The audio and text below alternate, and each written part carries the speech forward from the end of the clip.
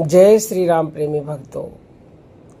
देखिए, यदि आप साधना कर रहे हैं और यदि इन 3 चीज़ों का आप ख्याल रख लेंगे तो आपकी भक्ति में 4 चांद लग जाएंगे।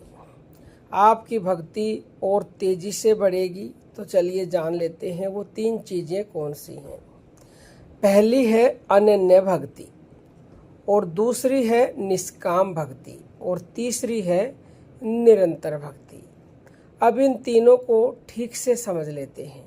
अनन्य भक्ति का मतलब है कि बस अपने एक ही इष्ट में श्रद्धा, भाव, विश्वास, अपने एक ही इष्ट भगवान पर हमें श्रद्धा, भाव, विश्वास रखना होगा। लोग क्या करते हैं?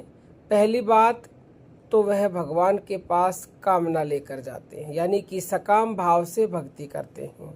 राम जी के पास गए, प्रभु हमें बेटा दे दो। नहीं हुआ तो कृष्ण जी के पास जाएंगे। वहाँ भी नहीं हुआ तो दुर्गा माता के पास जाएंगे। वहाँ भी यदि इच्छा पूरी नहीं हुई तो बोलेंगे शिव जी बहुत भोले भाले हैं, वही हमारी इच्छा पूरी करेंगे। और आपके प्रारब्ध में नहीं था और वहाँ भी आपकी इच्छा पूरी नहीं हुई तो आपका मन भगवान से उठ जाएगा, अविश्वास पैदा हो जाएगा। भगवान नहीं है, छोड़ो, आप ये सोचकर वहाँ से चले जाओगे।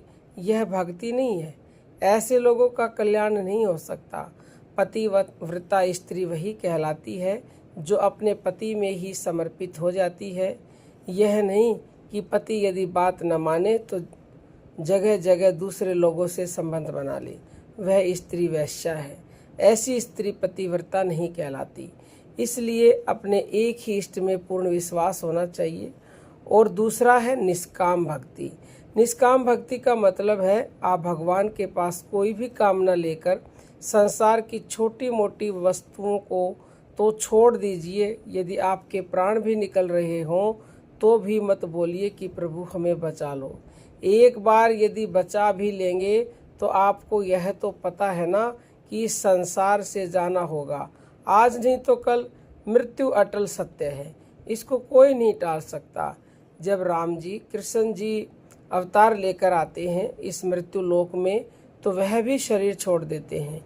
भगवान से कुछ भी नहीं मांगना है।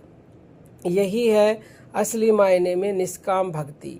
और तीसरा है निरंतर भक्ति। लोग क्या करते हैं? थोड़े दिन भगवान का नाम लेंगे, 2 महीने, 3 महीने, 6 महीने, फिर छोड़ देते हैं, इस संसार की तरफ निकल जाते हैं। आपको यदि एक स्थान से दूसरे स्थान पर जाना हो तो क्या आप निरंतर बिना रुके चलोगे तो जल्द पहुंच जाओगे। यदि आप दूसरे रास्ते पर निकल गए और यदि वहीं पर बैठ गए तो कभी भी अपनी मंजिल पर नहीं पहुंच पाओगे। जब हनुमान जी माता सीता जी का पता लगाने के लिए निकले थे तब कहीं भी रुके नहीं थे, निरंतर चले थे अपने प्रभु का काम करने के लिए, और सफलता उन्हीं को मिली। इसलिए भगवत मार्ग में निरंतर चलना है, बिना रुके, बिना थके, बिना सोचे, बिना डरे, आँख मूंद कर भगवान के एरिए में दौड़े, कुछ नहीं सोचना है। उम्मीद करते हैं कि आपको यह तीन बातें अच्छे से समझ में आ गई होंगी और इन्हें आप अपने जीवन में भी जरूर उतारेंगे।